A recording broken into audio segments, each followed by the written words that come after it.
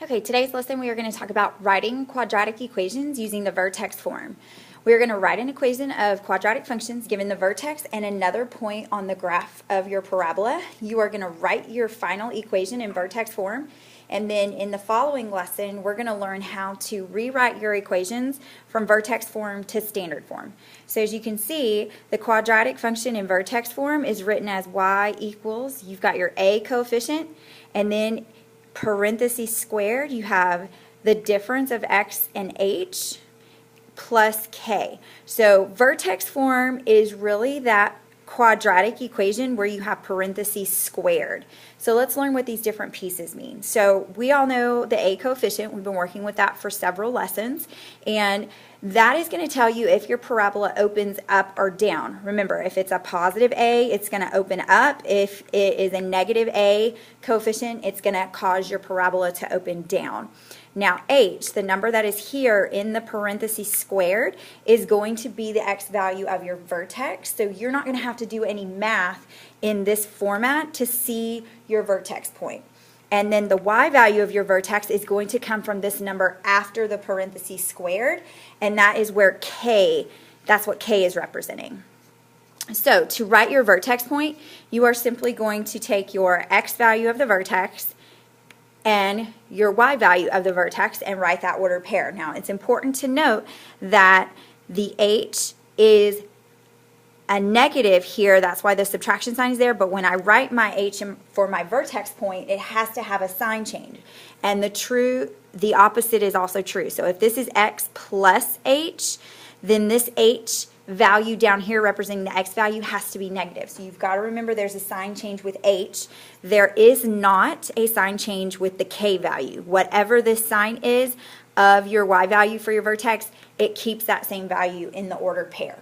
Okay, and if you know your vertex, you can also write your axis of symmetry. Remember, it is a VERTEX line, so it's vertical, which means their equations are written x equals, and it's just h, the x value of your vertex point. All right, let's see if we can just look at some quadratic equations in vertex form and write the vertex point and the axis of symmetry. So looking at the first one, I need an h value for my vertex, and that's the number inside the parentheses. So that's a positive 2, and remember I've got to have a sign change, so it's going to become a negative 2. And now I'm going to go to my y value, my vertex, and that is the number after the parentheses, and that's where my k value is, and remember there is no sign change. So my vertex point is at the point negative 2, negative 5, and I needed no math to do that. I just needed to know where to look.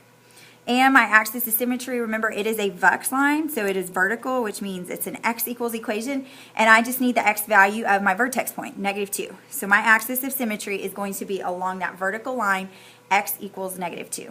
Let's look at the next one. So I have another quadratic equation, y equals the opposite of 4 times the difference of x and 2 squared plus 4. So I need an h value so I can write my vertex point. There's my h value, and it's got to have a sign change, so this is going to be a positive 2. And now I need a k value to complete my vertex point, and this is where k is located after the parentheses squared, and there is no sign change for k. So my vertex is located at the point 2, negative 4.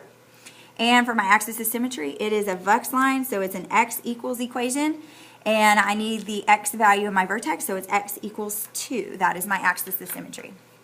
For the last one, y, I need, again, for my vertex point, I need an h value, and that is the number inside the parentheses, and it's a negative, so I'm going to have a sign change, so it's going to become a 3, positive 3, and now I need a k, but if you look after here, there is no number here, so I've got to think, is that going to be a 1 or a 0? Well, if I put plus 1, I've changed this quadratic equation, so it has to be 0 because there is no value there whatsoever, so that is k. And so my ordered pair for my vertex is at the point 3, 0. And now that I have my vertex point, no math required, I can write my equation for my axis of symmetry is x equals, and I need my x value of my vertex point, 3. So my axis of symmetry is the vertical line x equals 3.